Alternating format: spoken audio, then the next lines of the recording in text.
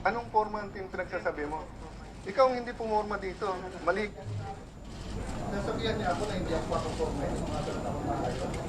Ganito ba tayo? Baklusan na tayo. Hindi ba baklo? Sabihan mo ako? Sabihan mo ako, hindi mo ako mapumorma dito? Ano naman ako?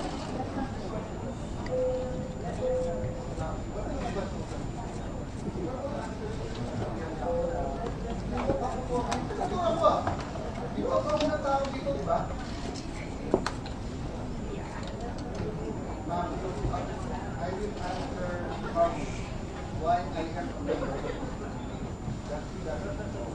Ang problema, kasabihan niya ako sa mukha niya, hindi niya ako mapuproman. Sinented ako ng tao. Wala naman kasi. Hindi kaya.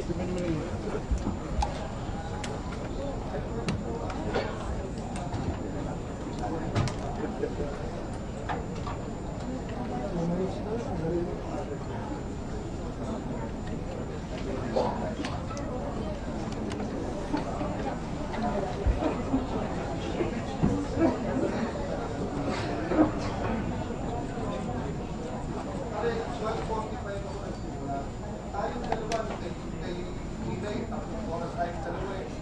So,